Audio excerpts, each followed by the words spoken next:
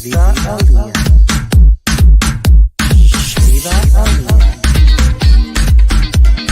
Viva Aaliyah.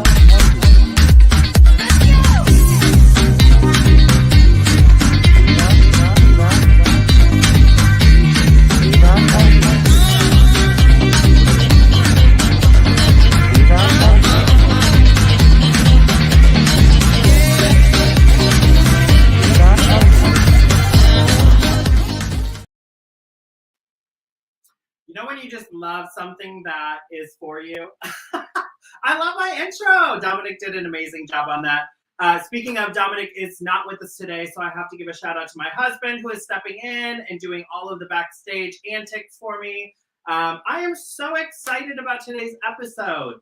I have watched this lovely human being compete for Miss Gay America and just give their heart and soul. And they are also a live vocalist, which I love. We need to bring back live vocals into pageantry and understanding live vocals in pageantry, because I think so often the things that we do get misunderstood, and just people don't understand that you don't always. By the way, she had a beautiful production, heavy production, but you don't always have to have, all of that. Sometimes it's just your voice, and this person's voice is so wonderful and amazing and powerful, and just gave us what we needed at Miss Gay America. I am just proud to be able to interview this beautiful human being. So without further ado, we are going to bring on the lovely 50th ruler of America, Miss Gay America. Give it up for Dextaci. Hey. Hey, Boo, how are you? I'm good. How about you? I am loving life, doing all the things, getting ready for all the competitions, because us competitive girls, we just love to be out there and doing our thing. Absolutely.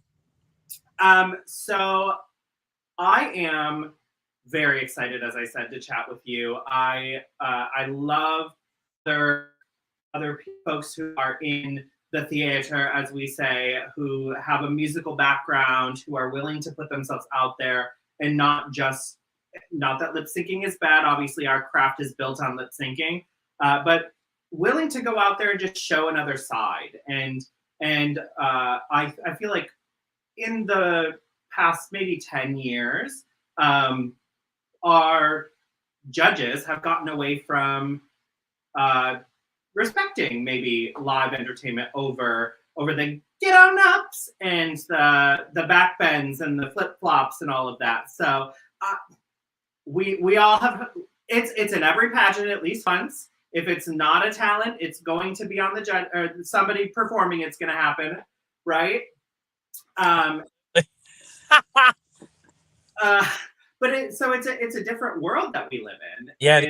As far as competitiveness goes. So I'm very excited to chat with you. My first question always is what's in your glass, but you are actually coming to us remotely. So yeah, I'm coming remotely. Tonight in Monroe, Louisiana is Mardi Gras. So they're out there by the road having a parade. And I was like, oh, I have my interview. I've got to go. So I'm actually playing DD tonight. So I'm drinking water. Okay. Hydration is key, especially when you've got those vocals to travel with for the next 360, well, how many? 340, something like that. 40 days. But we have a lot to talk about today, so let's dive in. Who is Dextaci? Who got you started? Do we have a mentor, a drag mother, and who do we have to thank for this beautiful soul? The way that drag actually got started is obviously when you're a theater kid or a choir kid, drag is just something that you find so fascinating when you go to a gay bar. So drag really came natural in that sense. Dextaci, again, is a Southern type girl. She's a pageant thoroughbred. Her drag mother is Tori Taylor from Lafayette, Louisiana, also known as like the mouth of the South. I come from a very rich dynasty of drag here in Louisiana through the Alexanders.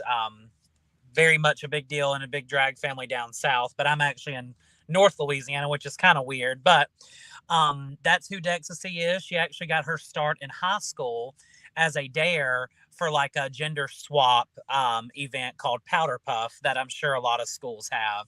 So that's kind of how Dextaci was born, and really where she gets her footwork and her groundwork was from being a competitive singer in choir and in theater. Do you find that being a Southern queen was harder, or do you feel like you grew up in the generation that was much more accepting of it?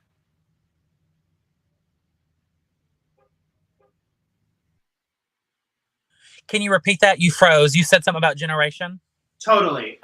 Did you feel like that you grew up in the generation that was a little harder for drag in the South, or do you feel like you were accepted kind of immediately? I mean, you started in high school, so that's but when you really got your like start. Yeah.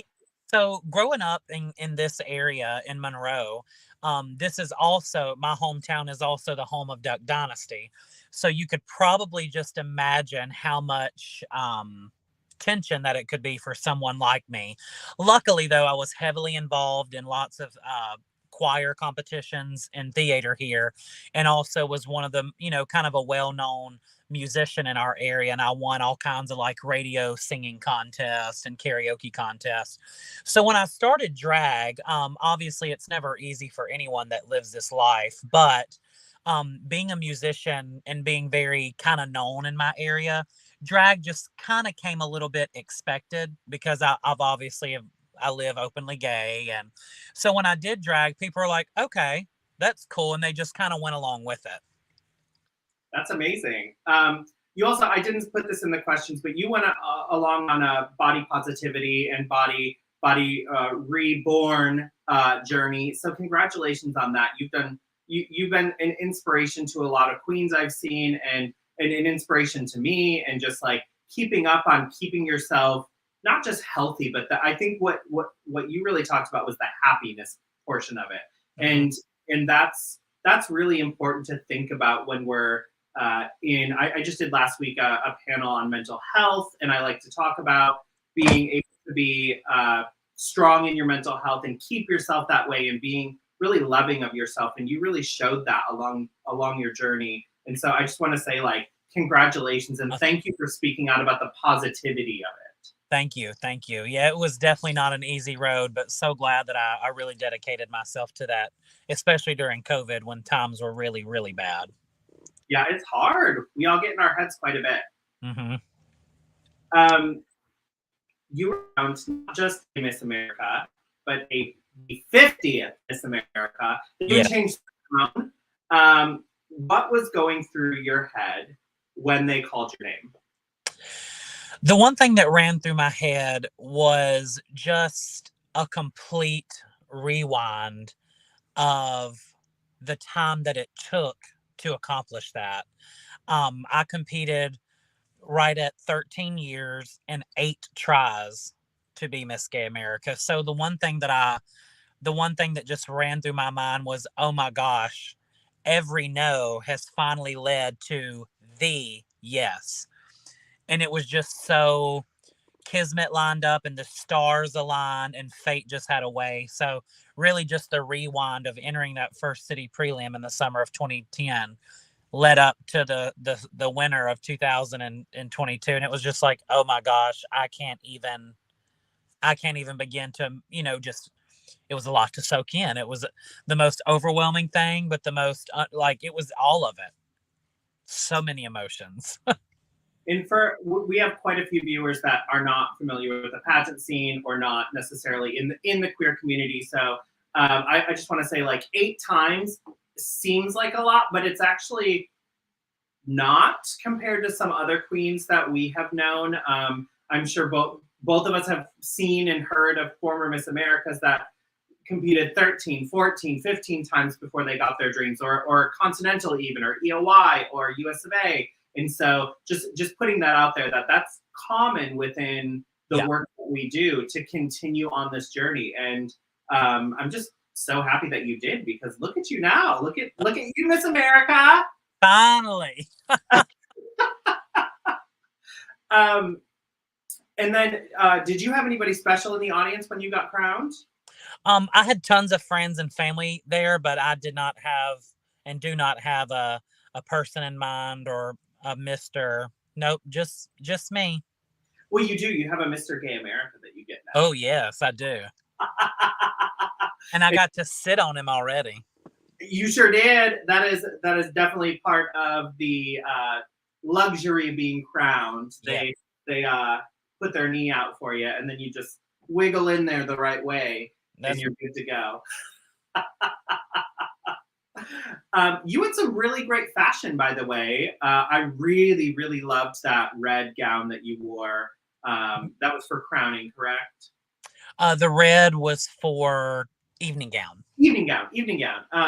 Yes. So I was a huge fan of that on you. And I actually noticed, I didn't even notice that there was mesh on it when you were competing until, that was a different gown, but that is beautiful. Yep. Yeah, that was my prelim night gown. Prelim gown. But in the photo, I was like, I didn't even notice that there was that mesh there. So kudos to JD made that, I think. Yes, he did. He's so brilliant. He is a wizard when it comes to gown. He is. I've heard you have to have a referral these days to get into him. So yeah, I think it's just because of the high requirement of the TV girls, and that's just a lot of the best money nowadays. It's just it's good money, but I was very fortunate enough to finally get a slot after all these years, and I was like, oh, if you have a slot, I'll take it, and I did it. That's the way to go. Yes. So 50, we mentioned that already, that you are the 50th Miss Gay America. Does that mean something different? Does that have more pressure that comes with it to you? Do you feel like you have more to live up to at this point?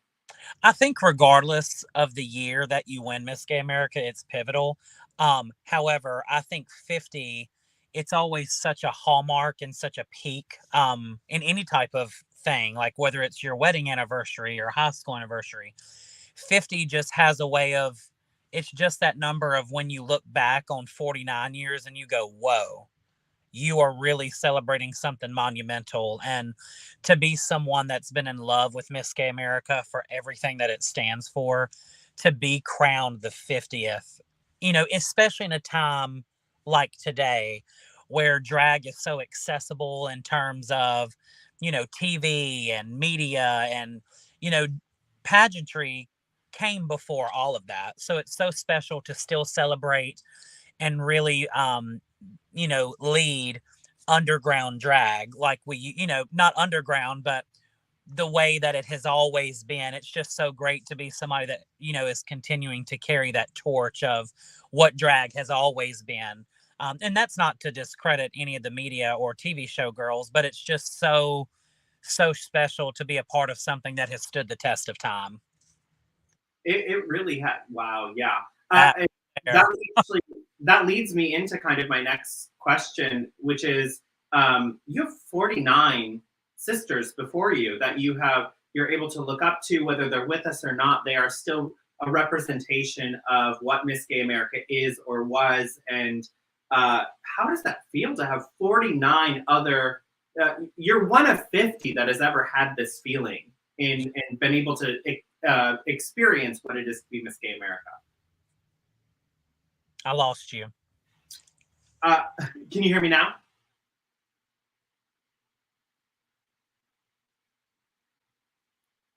Oh, she's frozen. We are going to take a very quick commercial and then come right back. Let's do that. A word from our sponsors.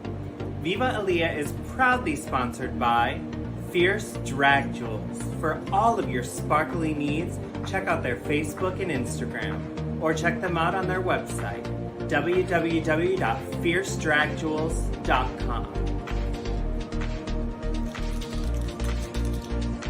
Viva Aaliyah is proudly sponsored by Big Girl Nails by Coco. Claw your way to the top with the nails to the stars.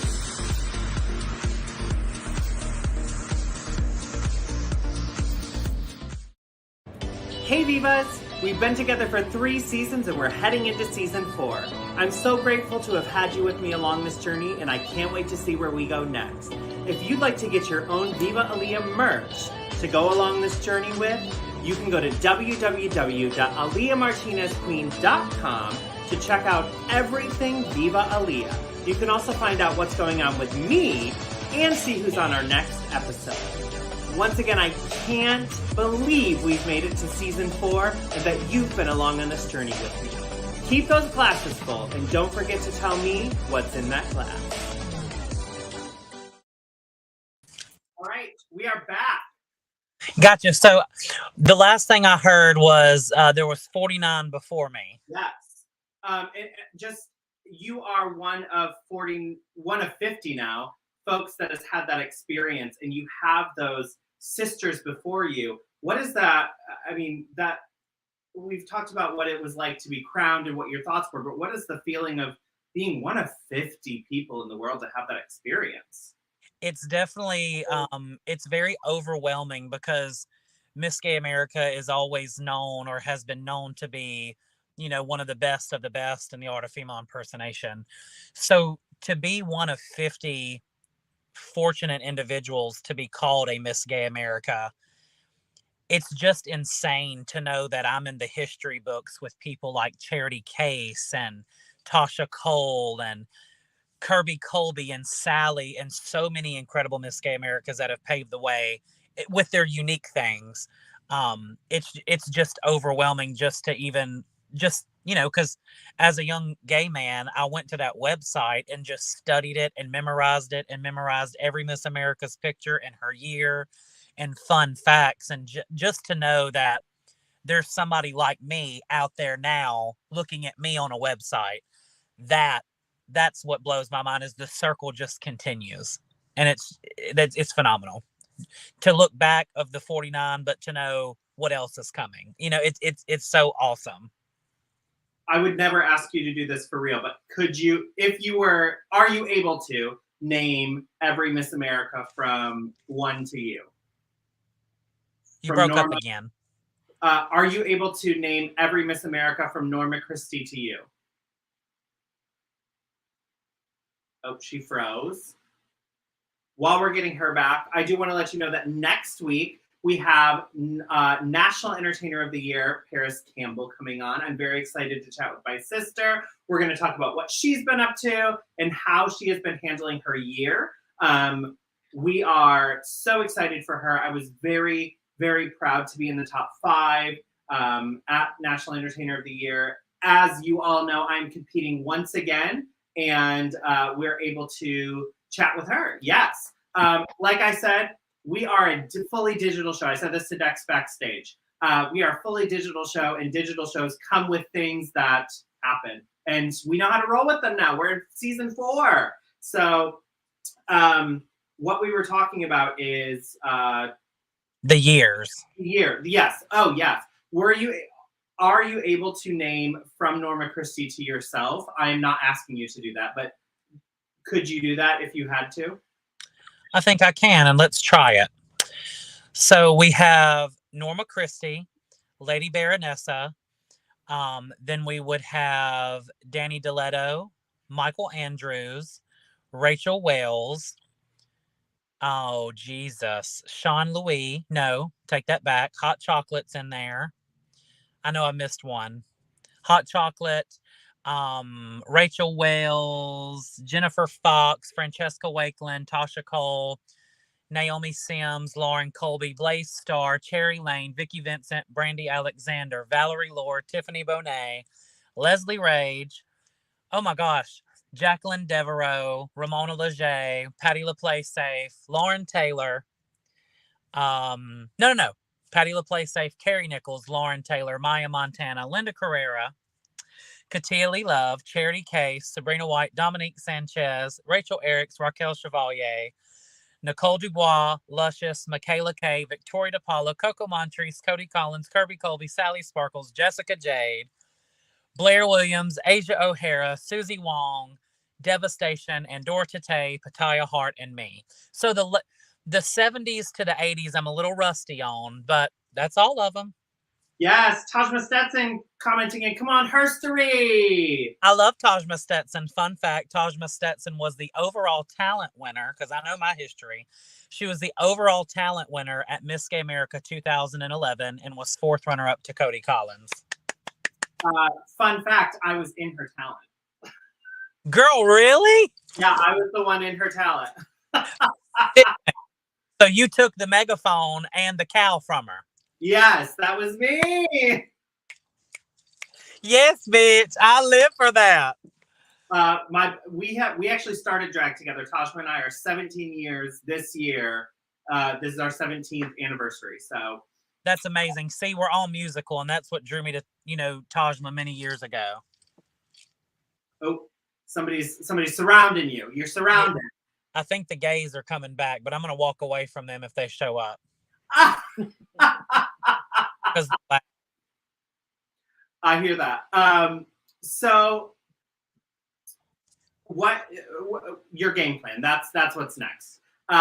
What is Dextaci's game plan for Miss Gay America 2022? Well, I think the most important thing is to rebuild Miss Gay America better and stronger than it ever has been, especially through a COVID pandemic where people's finances were on the line, people's lives were on the line. The art form was completely turned over sideways. So I really want to get Miss Gay America back to that pageant system. It's always been that pageant, but I want it to be back to those days where there were 50 girls, where there was just a ton of girls. And, it just makes what I consider the drag Olympics, Miss Gay America, the hardest, and just, making sure that it's everything that it continues to be. But I want to get the contestant number up for sure. That's definitely my goal. And is there a prelim that you're like most excited for, or do we have like prelims that are in our ear and we're looking to add to the roster this year? The prelims that I'm most excited about going to are those state pageants that, everybody does drag a certain way, and Louisiana America is different than this America. So really going to these state pageants is what I'm so excited about, to hear and learn about their history and their formers and who those girls look up to. Like Miss Missouri, that's one of my first prelims, and Missouri has one of the most, the second longest history in Miss Gay America next to Arkansas. So getting to hear all those male interviews of all these men, that's what I'm so excited about, especially at those prelims. But there are some other preliminaries in the works. Nothing official yet, so I can't say. But yes, there's going to be many options for girls to qualify this year. Yes, Missouri. Yes. Hopefully, I'll see you at Missouri because our girl Tajma has a prelim tomorrow to Miss Missouri. So we're sending her all the love and all the support. Fabulous. Break Lash's sister, or as Tajma says, Sistra, Break a Lash. Yes. Is there a place that you haven't reached out to yet that you would love to have a prelim? I would really, really love to rebirth a California prelim. Because, Miss Gay America did have a prelim there a few years back, but to just really rebuild that West Coast drag and get it Miss America savvy would be so great, especially on the 50th season. We do have a lot of concentration on the East Coast and in the South, and all the way towards kind of the Southwest, really from Arizona to Florida and then up. We have a lot of coverage there, but I would love to see some circulation in the West Coast. Well, I absolutely cannot wait to see you at New York America because I go every year. And Thomas John is one of my friends. That sweetie is amazing. We love him. Girl, I love her. Lady Vera Parker, if you're nasty. She's a the richest of white women. Caucasian baby.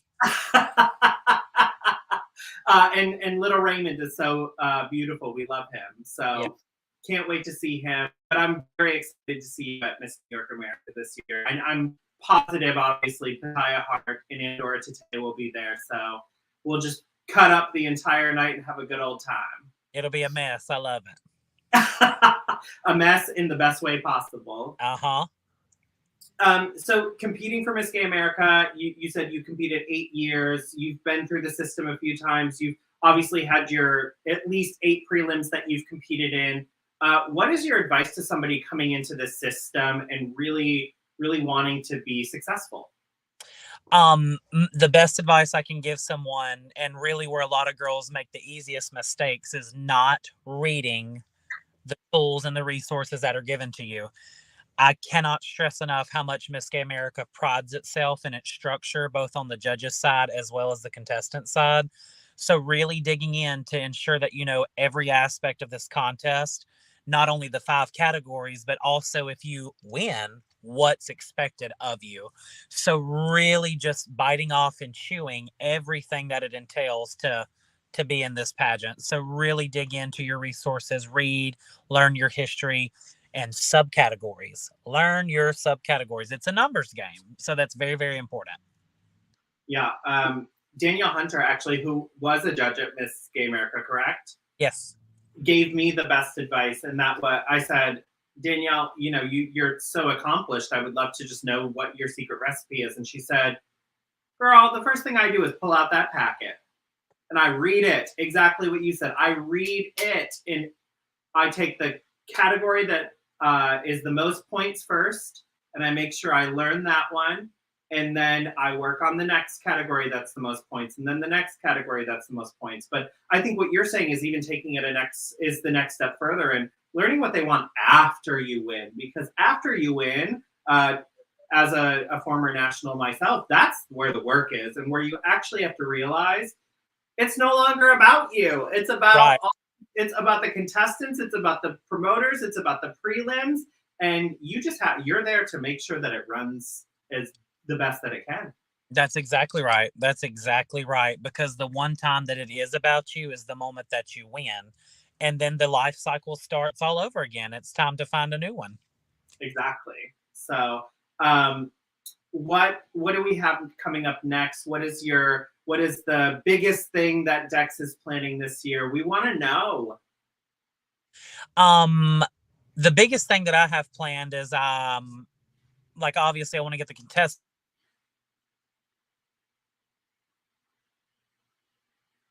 Oh, she broke up just a little bit, so we're going to let her come back in and answer that question. Just so you know, we are actually, this is episode 17, so we do 22 episodes in a season, and we have a very special season closer. We have another Sisters painting coming up, which I'm very excited for. Miss Tajma Stetson and Miss Molten Decadence, who I've grown up with and just been, they are my best qualities, other than my husband, of course.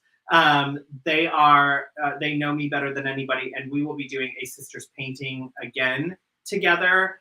So look out for that. After Paris Campbell, we have Mr. Bob Taylor coming in, who is the patriarch of the legendary House of Taylor, Trinity Taylor's dad. We're going to talk a little bit about Tiffany Middlesex. We both were in a friendship with, and I can't wait to talk about him, about the history of pageantry that he's been a part of. We're actually going to talk to the Gay Gamer Society right before our final episodes. We have a lot coming in Viva that we're really excited for. And I really want to share with you everything that's going on because I'm so excited about what we're able to do season to season. We are going to make our season 5 opener a bigger, hopefully, event than we did our season 4. 5 is a monumental number for us. I just think it shows that you're still interested, you're still with us, you're still doing things that are important, and we have a lot more queer stories to tell. Viva was born out of the pandemic to tell queer stories our way. So if you would like to send me a message, you can reach me on any of my social media. You can leave a comment below if you're on YouTube. You can comment in tonight and just let us know what you would like to see on the show and how you would like us to really plan for season 5, because season 5 is going to come up before we know it. We're only taking a month off in between. It used to be 2 weeks, but we have this big thing to plan. We have so much to strive for and make sure that it's better and bigger than the last season. It's looking like this Dextaci may not be able to join us again, so we're going to give her a few more minutes. And I'm just very, very happy that we were able to have the 50th Miss Gay America on the show. She is so sweet and so wonderful. And if there's a prelim near you, please make sure that you go see it. Miss Gay America is one of, if not the oldest pageantry systems alive today, and has just really, really set the tone for what pageantry is. I would say the four big ones obviously are America, Continental, US of A, and National Entertainer of the Year. And they really have set the tone for what pageantry is and should be. Obviously, wonderful pageantry systems that have come up throughout the years. And she made it back. And can you hear me? Yes. Yes, I can hear you. Girl, this is just terrible. Wonderful. That's okay, girl. Like I said, tech issues we can deal with. I know how to talk my way to a paper bag if I need to. So so yeah, we were talking about what's big in your year coming up. Obviously the biggest thing is traveling the country. During the day, Monday through Friday, 8 to 5, I'm a corporate guy. So being able to turn that light switch and being able to transform into Dextaci and do all those Miss Gay America things is something that I think is very big for me. I didn't travel really at all during the pandemic. So just getting my feet back out there and to do it after, well, we're still in a pandemic, but just to be able to have this free, this free feeling of being able to just go. That's what I'm so excited about. That's what's big on my plate. I really love that. Is there anything special that you can give us a little hint on that Dextaci you are planning for the the theme of your year? Is there a theme? Is there like do you have, Pattaya was like Purple Rain in a way. So is there a theme for your year? Is there something you can give us a little inkling into? Maybe hint at what your handout might be. I don't know. You never know. Oh yeah, definitely. So my talent this past year and the year before was my version of Josh Groban's You Raise Me Up, where I incorporated different awarenesses, the 6 main ones that really contributed my life in some way or another. So I did that talent for 2 years in a row, and I added COVID awareness and Black Lives Matter, since everything's always important, but those 2 things really were on the forefront since the last Miss Gay America. So as Miss Gay America, in all of my travels, I'm going to stay true to what I said in my talent and in my interview about when I travel the country and I go to all these different places like Miss Missouri. I will come up to people like the Missouri board and go, hey, as Miss Gay America, I'm going to donate my entire ballad stipend, all of the tips that I collect during my ballad, and give it back to the charity that you choose, Missouri board, or if it's the promoters for Texas or New York, going up to those Missouri alumni and Thomas Johns, they choose the charity. I donate that money to that charity, which in turn makes an assortment of colors, which makes a rainbow, which leads up to my theme for my give up of Dream in Color. That is amazing. I don't even know how to respond to that because I'm so that's wonderful. Thank you just for being you. You're such a beautiful soul, and just like talking to you and being able to be so positive with you and just hear your dreams and your ambitions and all of that. You are truly a symbol of excellence. Oh, thank you.